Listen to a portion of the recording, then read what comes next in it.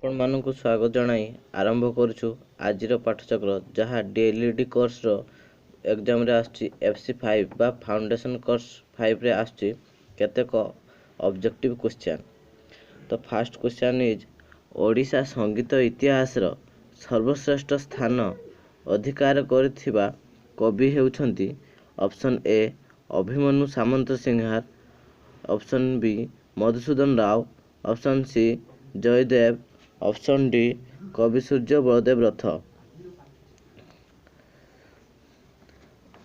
Option C Jayadev is the right answer.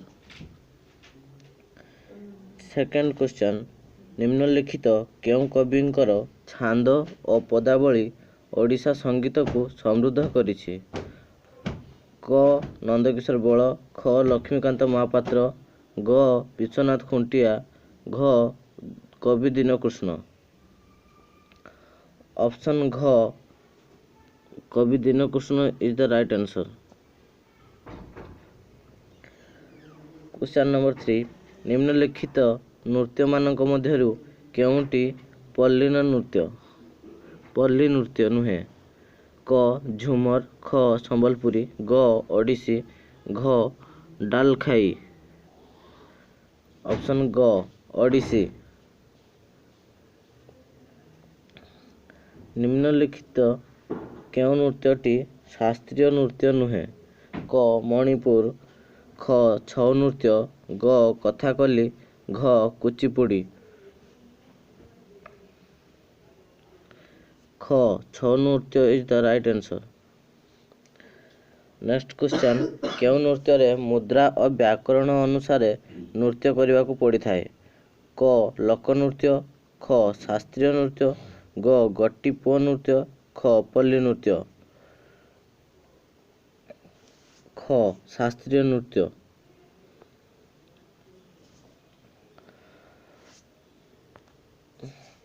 ନାଟ୍ୟଶାସ୍ତ୍ରର ମୂଳ ରଚୟିତା ହେଉଛନ୍ତି କ କପିଳ ମୁନି, ଖ ଭରତ ମୁନି, ଗ ଶୁକ ମୁନି, ଘ ବ୍ୟାସ ମୁନି।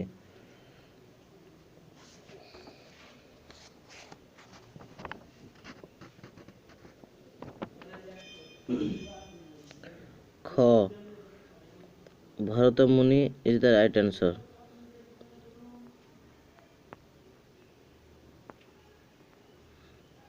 ନିମ୍ନଲିଖିତ କେଉଁଟି ନାଟକର ଗୋଟିଏ ଉପାଦାନ ନୁହେଁ?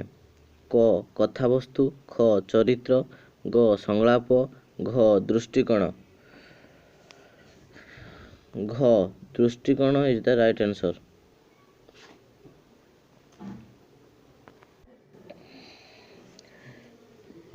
ନେକ୍ସଟ କ୍ୱେଶ୍ଚନ୍, ନିମ୍ନୋକ୍ତ କେଉଁଟି ଦୃଶ୍ୟଚିତ୍ରର ଆଧାର ଭାବରେ କାମ କରେ? ଅପସନ୍ କ ଅଦୃଶ୍ୟ ବିନ୍ଦୁ, ଅପସନ୍ ଖ ଆକାଶ, ଅପସନ୍ ଗ ଦିଗ୍ବଳୟ, ଅପସନ୍ ଘ ପରିପ୍ରେକ୍ଷଣ। ଅପସନ୍ କ ଅଦୃଶ୍ୟ ବିନ୍ଦୁ is the right answer. Next question, ଚିତ୍ରରେ ସମତା ଅଛି ବୋଲି କେତେବେଳେ କୁହାଯାଏ? କ ଚିତ୍ରର ଜିନିଷଗୁଡ଼ିକୁ ସମାନୁପାତିକ ହେଲେ, ଖ ଚିତ୍ରରେ ଥିବା ବଡ଼ ସାନ ଜିନିଷକୁ ବଡ଼ରୁ ସାନ କ୍ରମରେ ଚିତ୍ରଣ କଲେ, ଗ ଚିତ୍ରକୁ ଦୁଇ ଭାଗ କଲେ, ଯଦି ଦୁଇଟି ଯାକ ଭାଗ ସମ୍ପୂର୍ଣ୍ଣ ରୂପେ ଏକା ପ୍ରକାର ହେବ, ଘ ଚିତ୍ରରେ ଦୂର ଓ ପାଖ ଜିନିଷକୁ ସମାନ ଅନୁପାତରେ ଅଙ୍କନ କଲେ। ଅପସନ୍ ଗ ଇଜ୍ ଦ ରାଇଟ୍ ଆନ୍ସର। ଚିତ୍ରକୁ ଦୁଇ ଭାଗ କଲେ ଯଦି ଦୁଇଟି ଯାକ ଭାଗ ସମ୍ପୂର୍ଣ୍ଣ ରୂପେ ଏକା ପ୍ରକାରର ହେବ। ନେକ୍ସଟ କ୍ୱେଶ୍ଚନ୍, ପିଲାମାନେ ମନରୁ ଏକ ନିର୍ଦ୍ଦିଷ୍ଟ ଚିତ୍ର ଚୟନ କରି ତାକୁ ଚିତ୍ରରେ ପ୍ରକାଶ କଲେ ଏହାକୁ କ'ଣ କୁହାଯାଏ? କ ଆଦର୍ଶ ଚିତ୍ରାଙ୍କନ, ଖ ମୁକ୍ତ ଚିତ୍ରାଙ୍କନ, ଗ ଫଟୋ ଚିତ୍ରାଙ୍କନ, ଘ ପ୍ରତିଛବି ଚିତ୍ରାଙ୍କନ। ଖ ମୁକ୍ତ ଚିତ୍ରାୟନ is the right answer. Next question, ନିମ୍ନଲିଖିତ ସଙ୍ଗୀତଜ୍ଞମାନଙ୍କ ମଧ୍ୟରୁ କିଏ ହିନ୍ଦୁସ୍ତାନୀ ସଙ୍ଗୀତର ଅନ୍ୟତମ ପୁରୋଧାନ ଥିଲେ? କ ଅମୀର ଖସରୁ, ଖ ତାନସେନ, ଗ ବିଷ୍ଣୁ ନାରାୟଣ ଭାରତଖଣ୍ଡ, ଘ त्यागराज। ऑप्शन घ Tyagaraja is the right answer. निम्नलिखित संगीत मानक मध्यरु किए कर्नाटकी संगीतर पुरोधा। नेक्स्ट क्वेश्चन, निम्नलिखित संगीत मानक मध्यरु किए कर्नाटकी संगीतर पुरोधा नथिले? क दिगंबर पालचुकर, ख श्याम शास्त्री, ग मथुस्वामी दीक्षित, घ त्यागराज।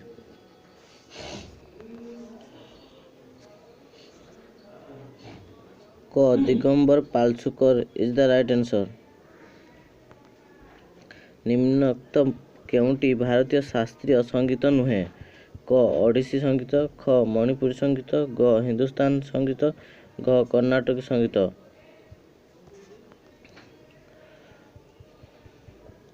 ख मणिपुर संगीत।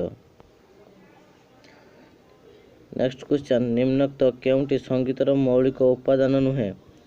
क नाद, ख स्वर, ग ध्वनि, घ सप्तक। ग ध्वनि इज द राइट आंसर। एपरि विभिन्न डीएलईडी रो ऑब्जेक्टिव टाइप क्वेश्चन एग्जाम रे आस्ट ऑब्जेक्टिव टाइप क्वेश्चन पाइबा निमंते आम चैनल को सब्सक्राइब करंतु, लाइक करंतु एवं देखंतु। धन्यवाद।